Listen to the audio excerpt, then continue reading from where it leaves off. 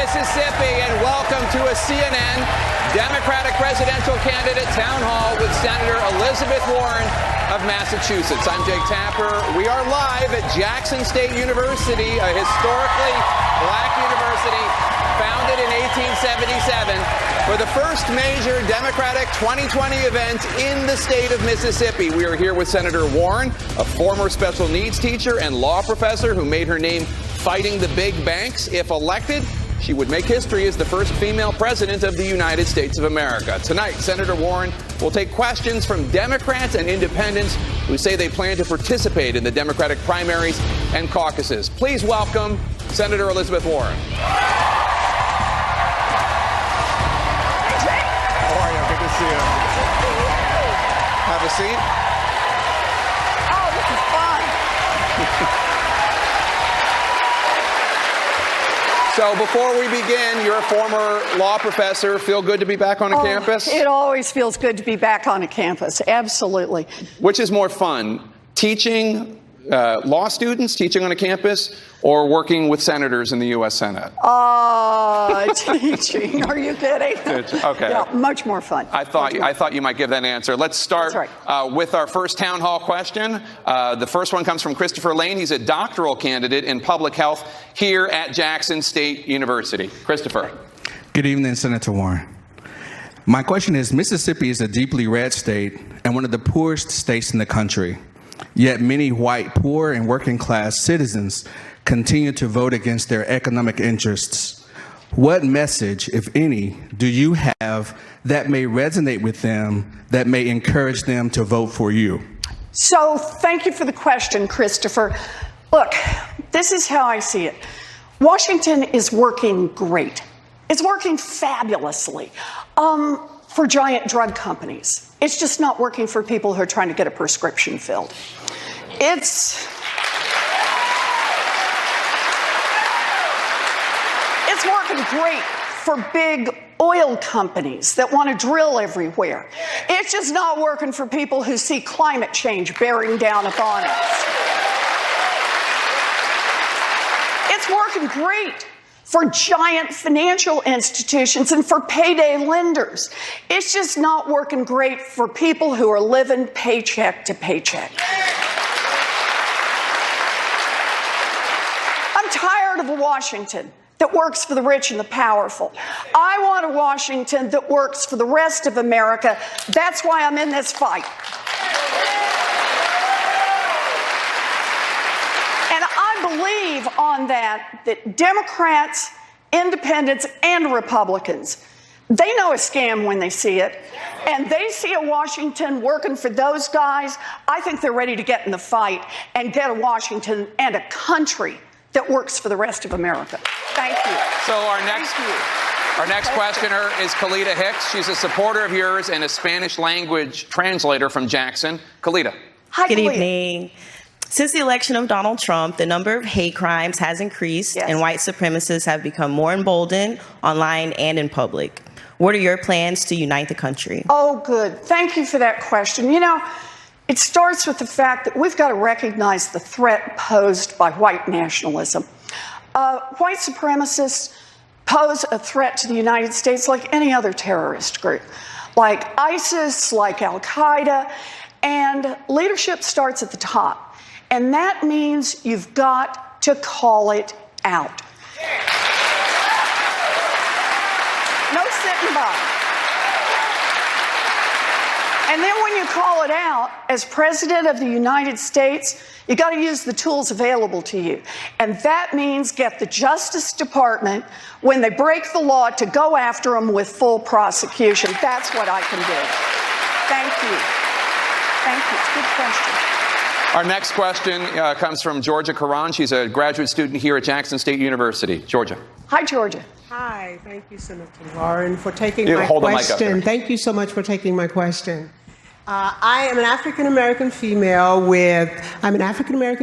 with 5 beautiful adult children and 10 grandchildren. Oh, Georgia, count your blessings every day. Please describe to me what a public apology to for 400 years of free labor Yeah.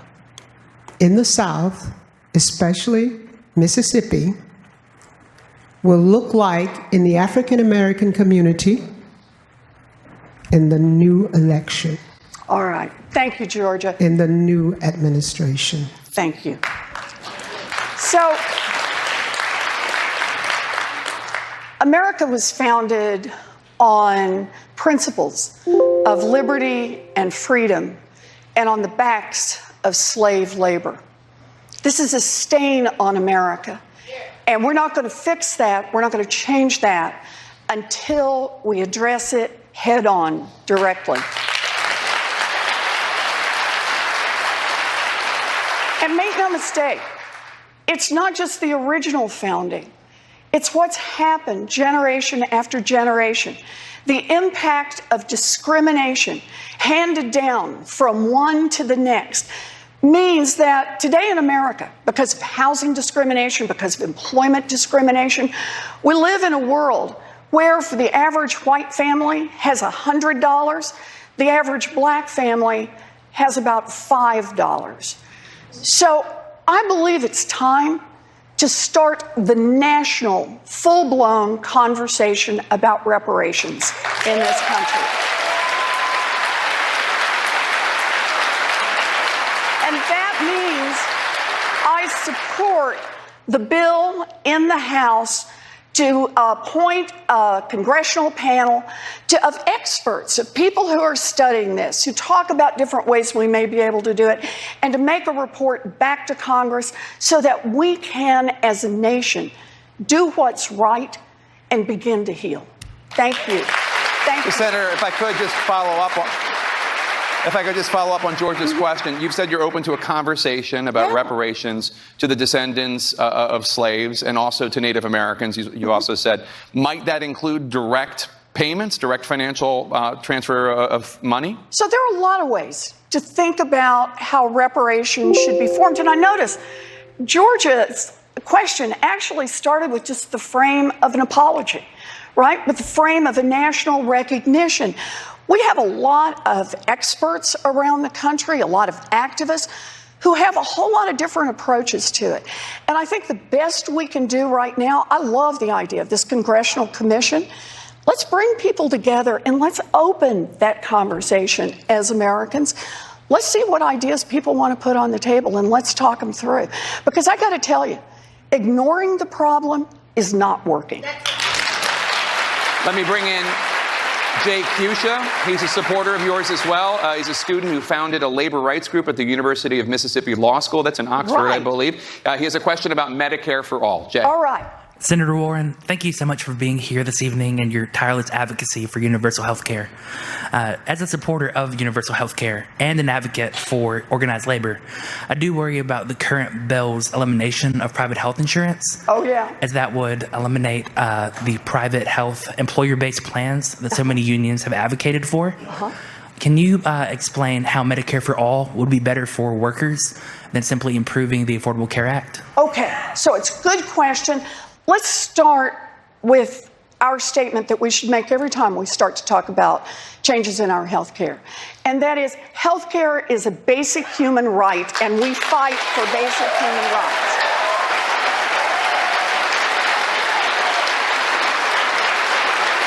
And then let's put these in order, because I appreciate that your question starts with the Affordable Care Act.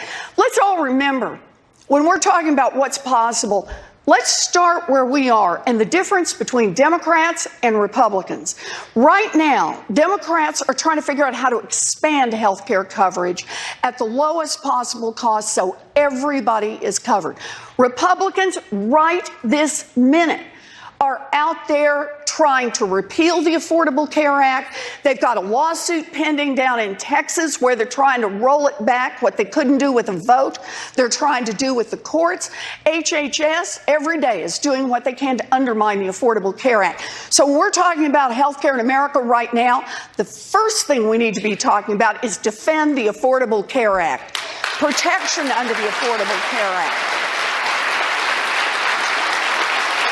Then part two, let's make the improvements that are what I think of as the low-hanging fruit. For example, let's bring down the cost of prescription drugs all across this country. We got lots of ways we can do that. We can import drugs from Canada where the safety standards are the same. That would cut costs dramatically. We can negotiate the prices under Medicare. That would cut costs dramatically. And I've got a proposal to help bring down the cost on generic drugs, which could be about 90% of all prescriptions. So let's get those costs down. And then you know what you're going to hear from a consumer advocate. And that is, we need to hold insurance companies accountable. And that means no tricking and trapping people on those insurance contracts. And then when we talk about Medicare for all, there are a lot of different pathways. What we're all looking for is the lowest cost way to make sure everybody gets covered. And some folks are talking about, let's start lowering the age. Maybe bring it down to 60, 55, 50. That helps cover people who are most at risk and can be helpful, for example, to the labor's plans. Some people say do it the other way. Let's bring it up from everybody under 30 gets covered by Medicare. Others say let employers be able to buy into the Medicare plans. Others say let's let employees buy into the Medicare plans. For me, what's key is we get everybody at the table on this, that labor's at the table, that people who have to buy on their own, everybody comes to the table together, and we figure out how to do Medicare for all in a way that makes sure that we're going to get 100% coverage in this country at the lowest possible cost for everyone. That's our job. So, like that? Good. If I could just follow up a little on Jay's question. So you are a co-sponsor of Senator Bernie Sanders' Medicare for All bill. And I understand there are a lot of different paths to universal coverage. But his bill that you've co-sponsored would essentially eliminate private insurance. Is that something you could support? He's got a runway for that. I think we get everybody together. And that's what it is. We'll decide. I've also co-sponsored other bills, including expanding Medicaid is another approach that we use. But what's really important to me about this is we never lose sight of what the center is, because the center is about making sure that every single person in this country gets the coverage they need and that it's at a price that they can afford. We start with our values, we'll get to the right place. So theoretically, though, there could be a role for private insurance companies under President Warren. Or there could be a temporary role. Even Bernie's plan has a runway before it gets there. Because it's a big and complex system, and we've got to make sure that we land this in a way that doesn't do any harm. Everybody has got to stay covered. It's critical. Let me bring in Carrie Johnson. She's a high school principal in Canton, Mississippi. Carrie? Hi, Carrie. Hello, Senator Warren, and thank you for coming tonight. I'm glad to be here. Obviously, building a wall will not prevent foreigners from crossing on U.S. land. Yeah. What will you do?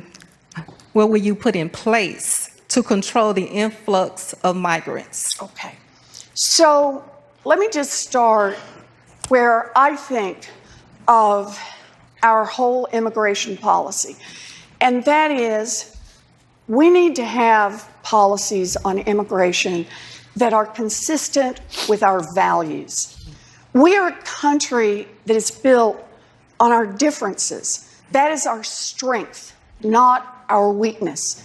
And when people come to the United States because they are fleeing terror in Central America, they fear for their lives, then we have a moral responsibility to listen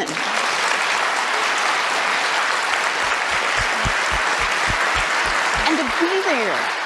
You know, if I can just take a minute to say on this one, I went down to the border last year when the word first began to come out about children taken away from their mothers.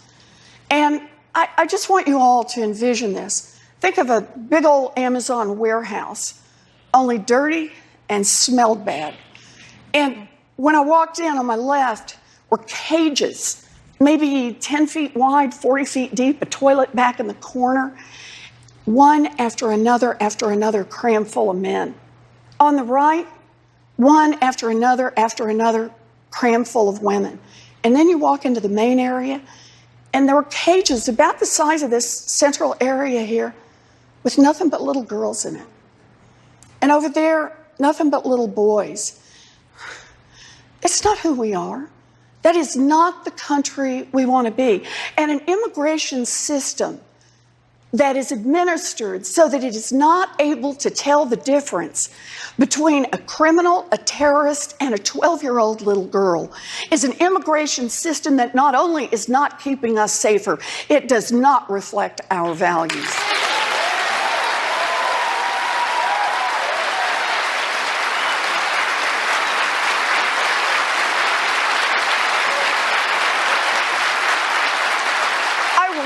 Support the building of a wall that does not make us safer.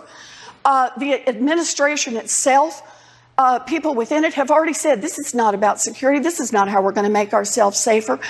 The kind of wall that is proposed now is a monument to hate and division. We are a better country than that. So I'm just not there. Thank you. So, Senator, just to follow up, so Kerry's specific question was, what will you put in place to control the influx of migrants? And I should hit both of those. You're exactly right. One thing we can do is remember all the tools in the toolbox. And that is, when there's a problem in Central America, because the gangs have taken over, because the local officials can't manage, then that's not a point at which we should be cutting our aid. If we want to stop the problem of mamas fleeing for their lives, then let's make a little more investment in the areas that are troubled. And let's help people be able to stay where they are safely.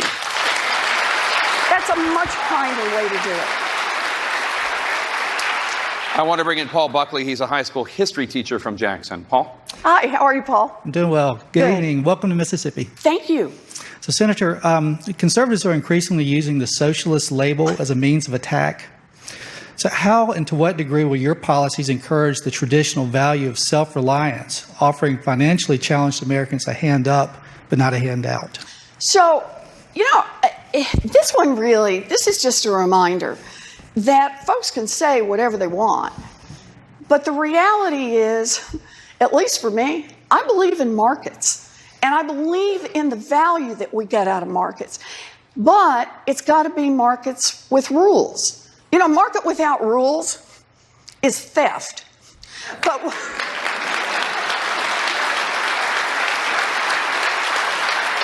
a market with rules, a market with a cop on the beat to enforce those rules, that's how it is.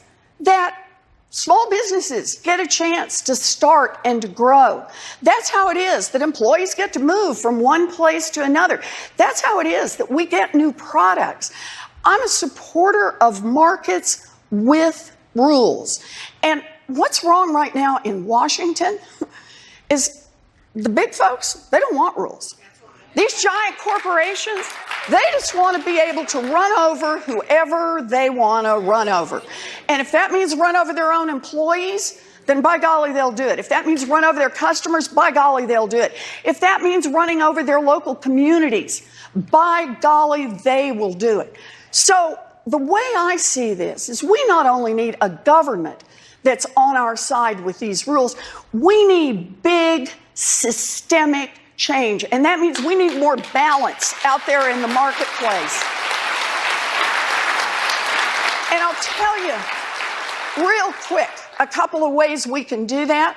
The first one is we need for employees to have more power. And that means we need to make it easier to join a union, and unions need to have more power once people have joined. Unions built America's middle class. Unions will rebuild America's middle class. That's how we make it happen. Right. Thank you. And we should note, you're here in Mississippi, you're focusing on housing for people who are struggling. You have a plan to try to tackle that. You say it's going to help lower rent. How does that work? So I have a proposal to build about 3 million new housing units across America. And I just want to stop for a second. anybody in here worry about the rising price of housing? Right? Yeah, that's pretty much everybody, right? The idea is that we need to make a real investment in housing. In the same way that we think about health care as a basic human right, having a decent and safe place to live should be a basic human right. And the squeeze is everywhere. It's the poor, it's the working poor, it's the working class, it's the middle class. Shoot, it even kind of moves up into the upper middle class, that people feel squeezed on housing because we just don't have enough affordable housing across this country. So I believe what we should do is we should make a big investment in housing. And by the way, if we do that, independent analysis from Moody's says that we would lower rents across this country by about 10%. That's across the board. And we create an opportunity for more people to become buyers. So housing is important. And if I can, Jake, I want to tell you about one other part of this. This bill also addresses the black-white gap in housing that comes from generation after generation, not just of passive discrimination, but realize that into the 1960s in America, the federal government was subsidizing the purchase of homes for white families and discriminating against black families. That's redlining.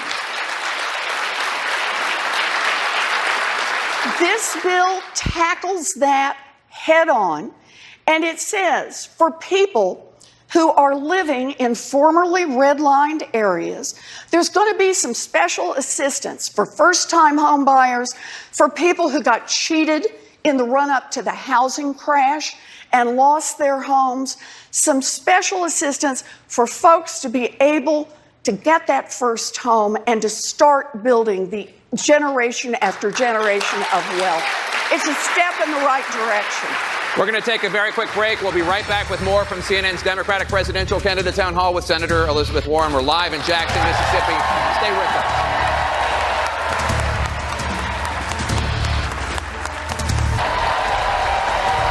Welcome back to CNN's Democratic Presidential Candidate Town Hall with Senator Elizabeth Warren. We are live on the campus of Jackson State University. We're going to go to the questioners in a second, but before we do, I do want to ask a little bit about your personal story because voters nationwide are just getting to know you. You grew up in Oklahoma. I did. And you've talked about how your family stood at the brink.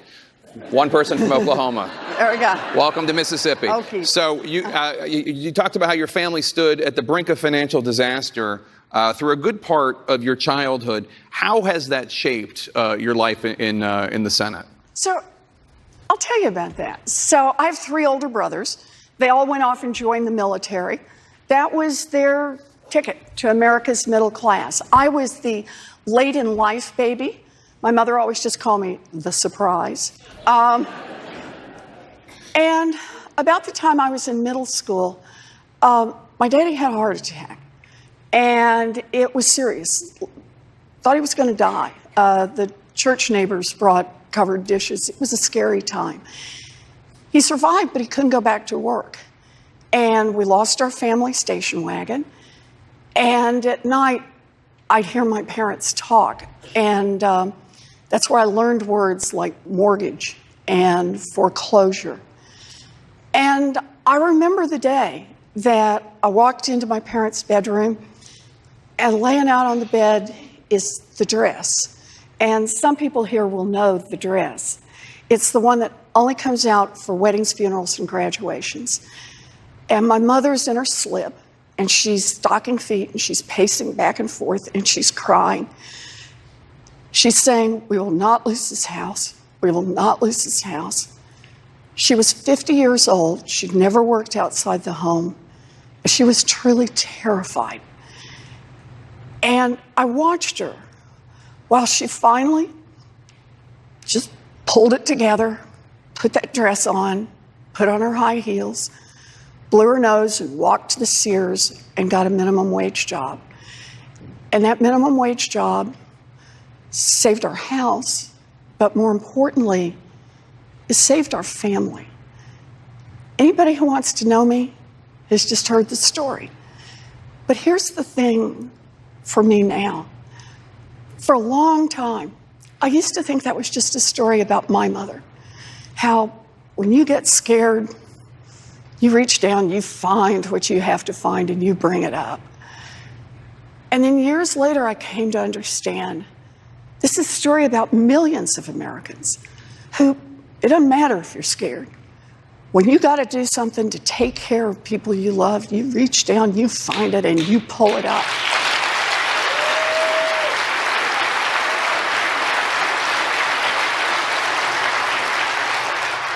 And then it was years later that I came to understand it was also a story about government. Because when this happened to my family, the minimum wage in America would support a family of 3. It would take care of a mortgage, utilities, and put food on the table. Today in America, a full-time minimum wage job will not keep a mama and a baby out of poverty. I am in this fight because I believe that is wrong. You know, it's for me, there's the whole story of why I'm in this fight. Washington once asked the question, at least on minimum wage, what does it take to support a family, to get a little toe in the door? Today, I hear them in Washington. They ask, what will improve the profitability of giant multinational banks? Well, I want a government that doesn't work for giant multinational corporations. I want one that works for little families like mine.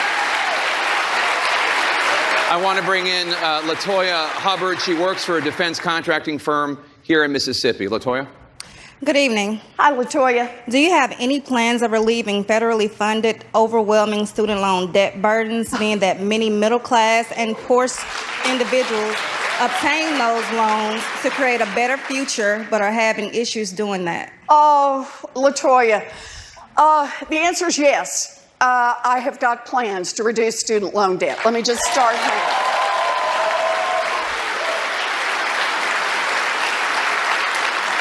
But you know, there are parts of this that are so personal. I've had one dream since I was in 2nd grade. There's just one thing I wanted to be. All 3 of my brothers went off and joined the military, and God bless them. You know what I wanted to be? I wanted to be a public school teacher from the time I was in 2nd grade. Can we hear it for America's public school teachers? Yeah. But you got to have a 4-year diploma to do that. And by the time I graduated high school, my family didn't have the money for a college application, much less to send me off to school. And I have a long and twisty story. Got a scholarship, then I fell in love, got married the first time. And I thought I'd lost it all. I thought I'd given up on that dream. And I found a commuter college, a public college, that cost $50 a semester. And that was my ticket. And I became a special needs teacher. I got to live my dream.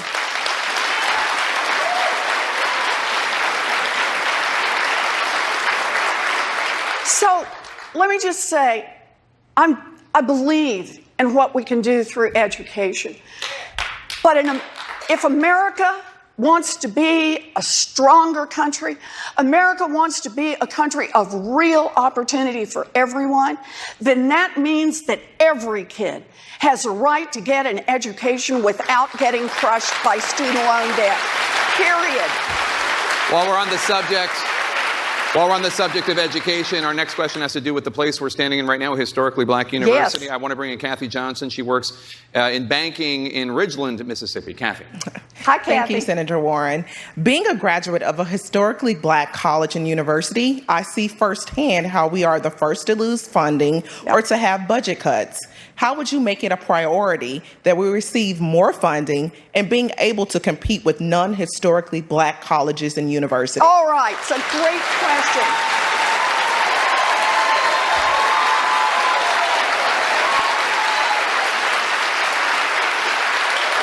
I believe in HBCUs. I just want to say I am the proud recipient of a diploma that was granted to me at Morgan State University. So, as part of their commencement address. So, let me put it this way. What we've got to do is we've got to be willing to invest more in our colleges and universities across the board. We have got to bring down the cost of an education. And for the schools that are serving the students who often come from first time to come to college, from families that struggle more, then that means we got to double down a second time to make sure they have the resources they need.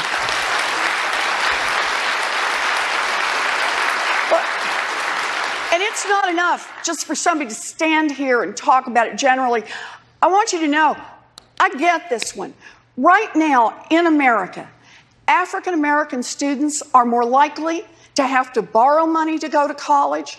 They're more likely to borrow more money, and they are more likely to have trouble paying off that debt when they leave college. That is a national disgrace. And part of dealing with our student loan debt burden needs to focus on that specifically. So thank you. It's a good question. Thank you. I want to bring in Brennan Breland. He's a lawyer and officer in the Army Reserves. Brennan. Good evening, Senator. How do you respond to people who think that regardless of the underlying facts, the way you handled the question of your Native American heritage was tone-deaf, offensive, and indicative of a lack of presidential tact? Well, you know, I grew up in Oklahoma. I learned about my family from my family. And based on that, that's just kind of who I am. And I do the best I can with it. You know, there was an investigation. Nothing I ever did or my family played any role in any job I ever got. But I'll tell you this. I have now done 38 town halls in Massachusetts last year, and this is my 32nd town hall since January. And what I've discovered is that people care a lot about what's happening to their lives every single day and what touches them, like housing and education and health care. That's the kind of reason that I'm in this fight, and I'm going to stay in this fight. And I'll tell you this, I'm going to fight it from the heart every inch of the way. I'll do my best. The next question comes from Rukia Lumumba. She's a legal advocate and community organizer here in Jackson. She also happens to be the sister and former campaign manager of Jackson's current mayor, Chokwe Antar Lumumba. Her late father, Chokwe Lumumba, was also once the mayor of this city as well. Okay. Rukia. All right. Good to see you. Thank you. Thank you for being here. Welcome to Jackson, Mississippi. Yeah. So voter disenfranchisement is real. Mm-hmm. In Mississippi, there are 23 felonies that once convicted ban a person from voting for the rest of their lives, literally limiting their citizenship and right to democracy. Mm-hmm. Moreover, residents' access to voting is limited by archaic voter registration processes and limited voting formats. How will you expand voting rights to the formerly incarcerated, ensure online voter registration, and non-excuse early voting? All right.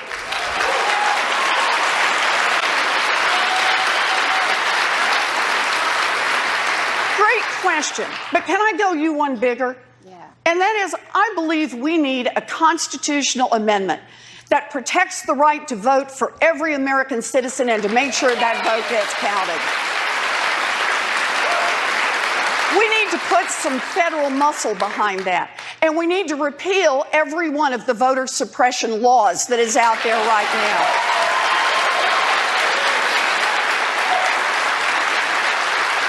Tell you one more. We need to make sure that every vote counts.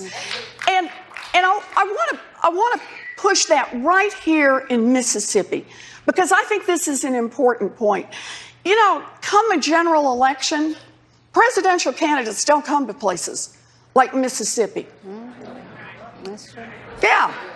They also don't come to places like California and Massachusetts, right? Because we're not the battleground states.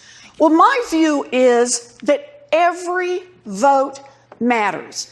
And the way we can make that happen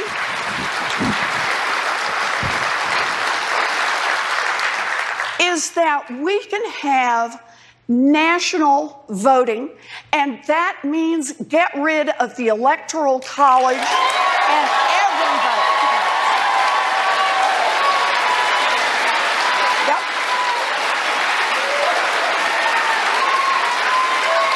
Everybody.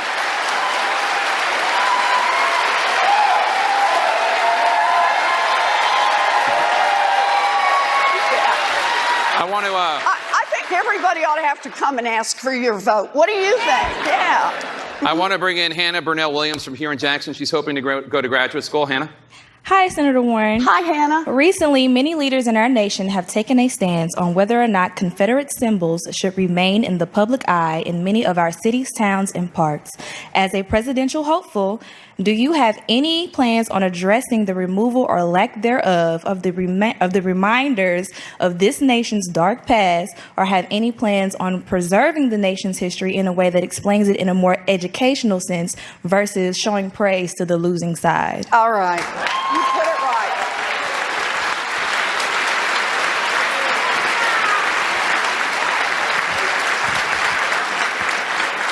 So I would support removing Confederate celebrations from federal lands and putting them in museums where they belong. That's right.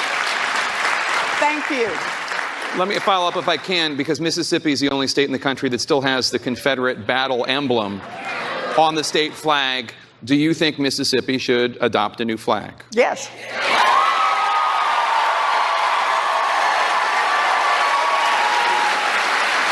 That was the shortest answer I've ever gotten from a politician in my life.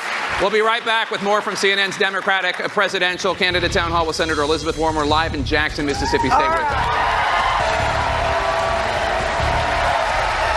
Welcome back to CNN's Democratic Presidential Candidate Town Hall. We're here with Senator Elizabeth Warren. We're live in Jackson State University in Mississippi.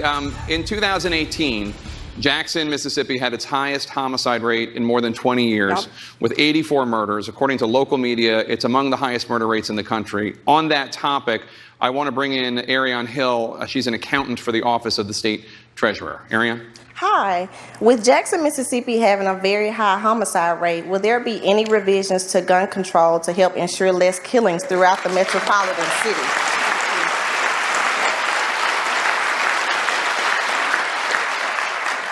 So here's how I look at this. Laws should reflect our values. Laws are about our morals.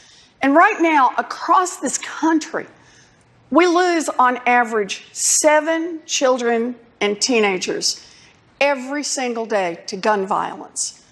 Just pause for a minute and think. If we were losing 7 children every single day to some mysterious virus, man, we'd be pulling out all the stops to say, what can we do to change that? Where's the medicine we need to develop? How can we respond? What do we need to do? But instead, with gun violence, right now, we're not doing anything. Not even the most sensible kinds of things. Background checks.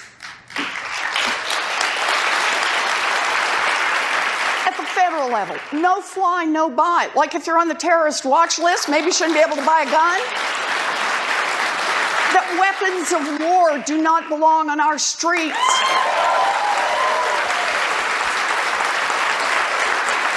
No bump stocks to make it easier to kill. No. There's so much that we could do to improve safety for our children and for all of us. Things that people agree with who are gun owners and things that people agree with who are not gun owners. And we have to do them at a federal level. Because the problem is, even if you change your laws right here in Mississippi, if they don't change their laws in the other states, if they still have the gun show loopholes, somebody just go there, put it in the back of the pickup, and come on down. So this is a national problem. Goes back to the question I've been talking about, who does government work for? Right now, it works for the wealthy and the well-connected, and that means we have a federal government being held hostage by the NRA. I believe we can fight back, and we can change that together. Senator, let me bring in Samantha Manning. She works here at Jackson State University as an administrative assistant in the Disability Services Department. Samantha. Hi, Samantha. Hello. As a mother of Black boys, I am constantly reminded of a judicial system where the scales are often weighed against them, and those that have sworn to protect them fear them, and are most often ruled justified in excessive actions against other children who look like them. As president, how would you address the concerns that I and many other parents like me have when it comes to protecting our children and restoring our faith in the judicial system? So thank you very much.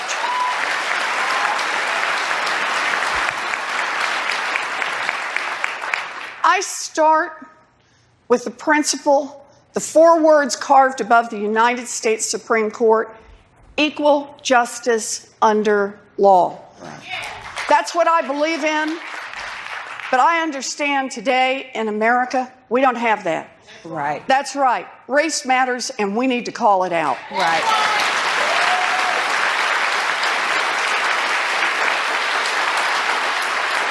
Now, I'd like to follow some of the very practical efforts that Barack Obama, President Obama, put into place when he had his Justice Department going after the police departments that were violating the rights of young Black men and women across this country.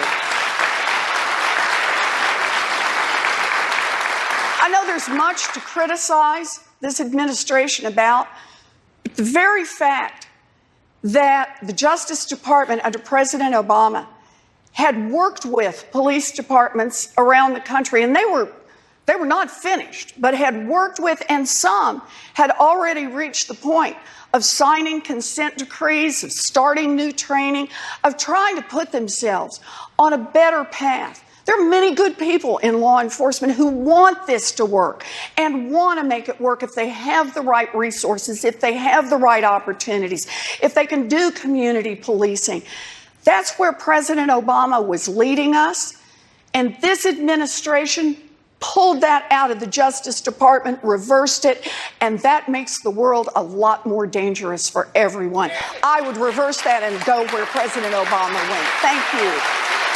I want to bring in Mary Crump. She's a retired nurse from Jackson. Mary? Thank you, Senator Warren, for being here. How do you plan to make sure the extremely rich pay their fair taxes? Whoa!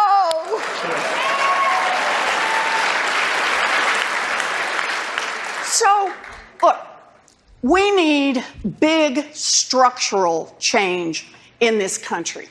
And that means the kind of, let's just admit it, when you've got a government that works for the rich and it's not working nearly as well for anyone else, that's corruption, and we need to call it out plain and simple.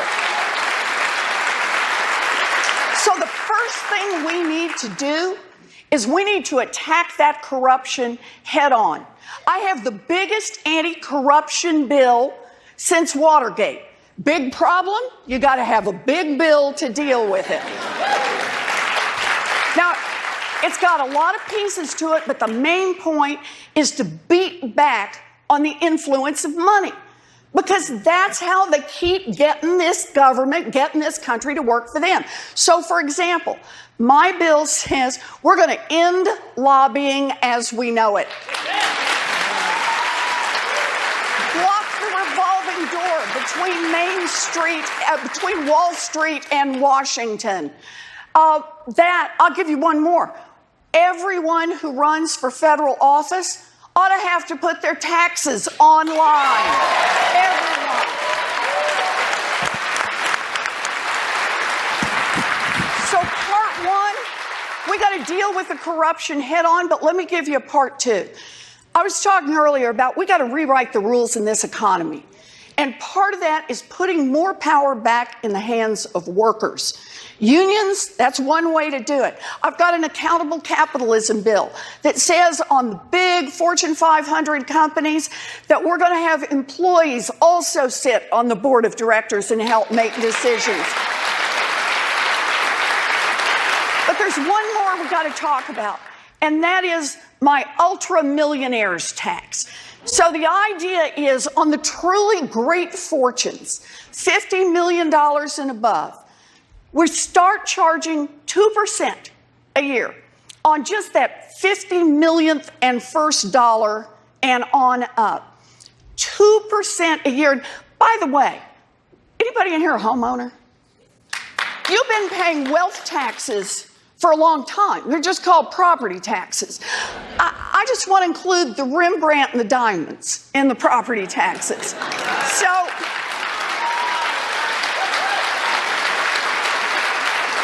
I want to put a wealth tax in place, and I just want to talk to you for 1 minute about how that restructures our whole economy. We get a 2% tax on the 75,000 richest families in this country. We would have enough money to provide universal child care, universal pre-K, universal pre-K for every child in America and still have $2 trillion left over. Let's make it happen. We'll be right back with more from CNN's Democratic Presidential Candidate Town Hall with Senator Elizabeth Warren. We're live in Jackson, Mississippi. Stay with us.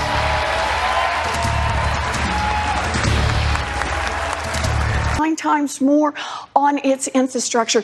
It's building a future for those small businesses, for those medium-sized businesses, for those giant businesses. It is building a future for work in China.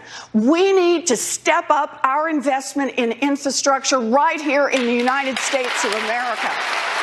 That's how we build a future.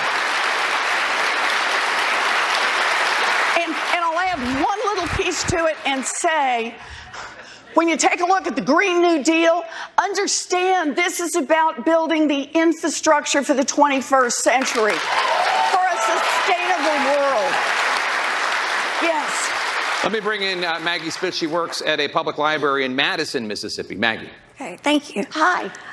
Presently, the state of Mississippi imposes a special tax on owners of electric and hybrid vehicles as a penalty for paying less in gas taxes. Do you believe this is the right approach, considering the warnings about climate change? And what would you propose to encourage the increased use of alternative energy? Okay. So can we just start with the issue of climate change? And I want to say something that is very controversial. So most of you are sitting down. Maggie, you may want to sit down too, okay? Or just hold on to a chair. Because I spend time in Washington. In Washington, this is a very controversial statement. I believe in science.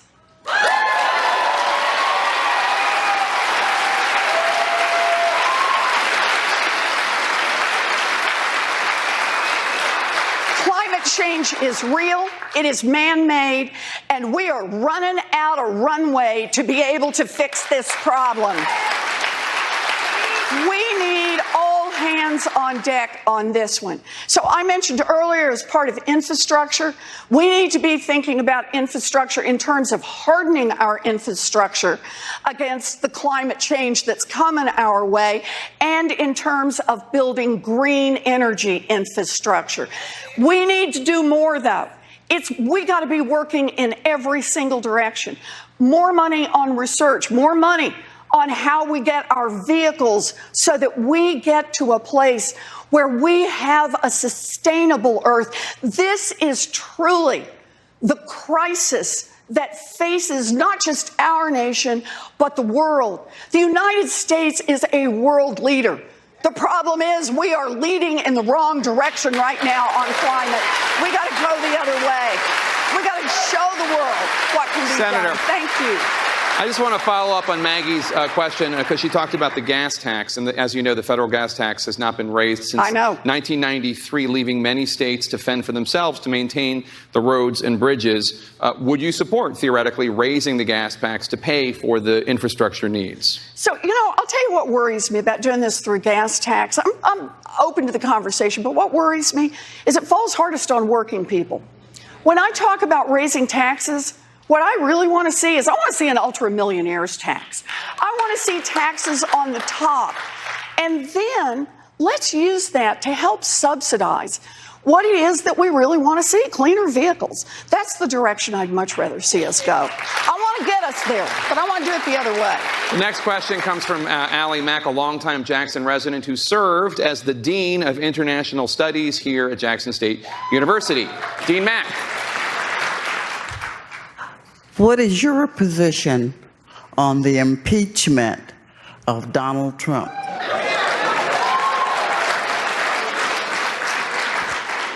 So we have a report that is due from the special prosecutor any day now. Understand that investigation from Mr. Mueller has produced already, I believe it's 34 indictments or guilty pleas. This is a serious investigation. We need to protect him in finishing that report, and then that report needs to be made public to the American people. When we get it, we will know what to do with it. Thank you. Senator Warren, you sit on the Senate Armed Services Committee. I want to introduce you to Daniel Bamrick. He's a U.S. Army veteran who served in Kuwait and Syria, who is now a research lab technician. Daniel. Hi, Daniel. Hey, Senator. Good evening. Hi. Thank you for your service. Thank you to your family, too. Three All brothers. right. Thank you. As a veteran, I've seen the amazing capability of our armed forces. But I was also shocked to see the lack of clearly defined goals and objectives coming down from the highest level. It also worries me that military service itself is becoming a very uncommon experience for the U.S. population at large. So, as president, my question is, what would you do to provide clear, achievable goals for our military and to broaden the participation rate of American citizens in what is their government's largest organization? Yes, thank you, Daniel. Thank you for the question. Thank you. Look, with three brothers in the military, my oldest one spent more than 5 years off and on in combat in Vietnam. We were lucky to get him back home. And my second brother was overseas for over a year. My third brother trained as an Army medic. I understand the sacrifices that our military makes and the sacrifices their families make. I stood there every day and watched my mother as she waited for the mail to hear from my brothers. We have the best military on earth. They will do whatever we ask them to do. They will go out and fight, if necessary, die for us. But that puts a sacred responsibility on our leadership to understand that around the world, we cannot use our military to solve non-military problems.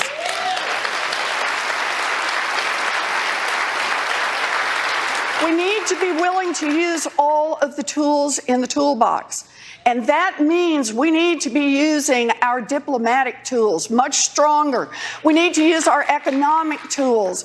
And we need, when we do feel absolutely pressed, to use a military alternative, we need to be clear, not just on what our objective is going in, what the measure is of success, but what our plan is to get out on the other side.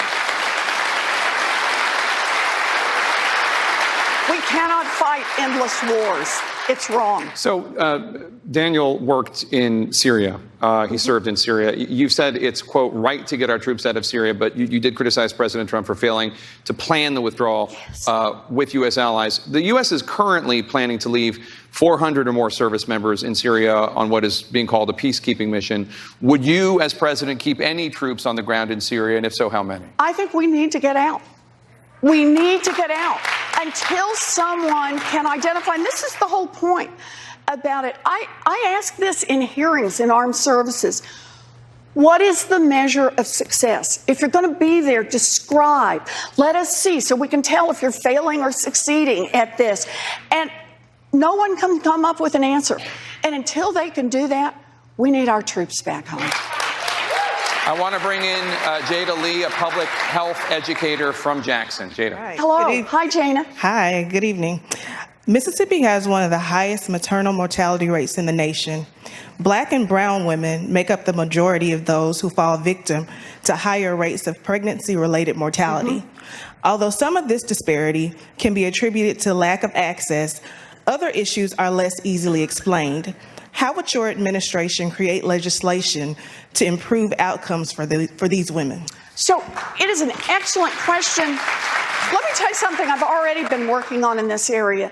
This is a place where we need not only more funding for the National Institutes of Health to be able to do the research, but we need to insist that the National Institutes of Health is actually doing research and keeping track of male, female, African American, other races, so that we better understand all of what's wrong. As you say, we know that part of this is related to lack of access, but that's not explaining everything that's going on. I believe in research, and we've got to support it so that it supports all of our mamas and all of our babies. It's very important. Thank you. Senator, I want to bring in Michael Barber. He's a freshman here at Jackson State University. He says he's currently supporting Senator Bernie Sanders' presidential run. Michael? Hi, Michael. Good evening, ma'am. Yeah, my question is, we have seen recently kids who have the luxury of parents paying their way into school no matter the GPA. The kids who attend inner city schools do not have that luxury or the right sources to excel, and they suffer greatly as they become closer to adult life. How would you not only improve but make the educational system fair for all American people? All right, so thank you.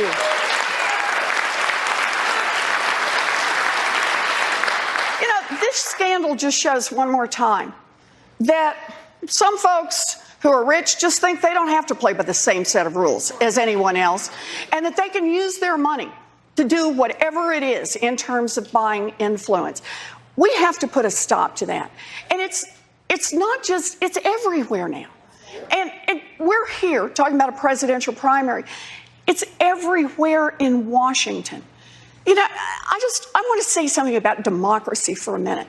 I get that we have a lot of differences. There'll be some people who have a little more money, some people have a little less, some people who go further in school, some people who don't. But the one thing we should all own an equal share of is an equal share of our democracy. We need a government that doesn't just listen to the rich and the powerful, but a government that listens to all of us. And that starts right now in a Democratic primary. Something you can ask everyone in the Democratic primary who wants to ask for your vote is to ask them where they've been and how they've gotten their funding.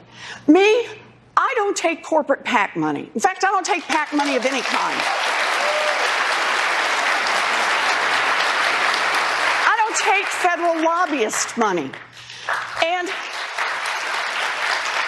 I don't go behind closed doors with people of money and influence to try to get their help in this election. I come here to be with you.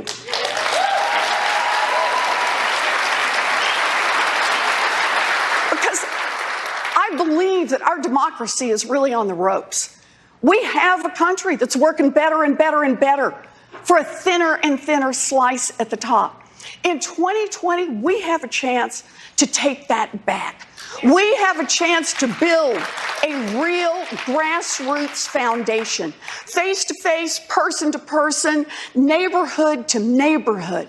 And if you believe that is how we should be running our presidential primary, I ask you, be part of this. Go to ElizabethWarren.com. Be part of this. Make a contribution. Volunteer.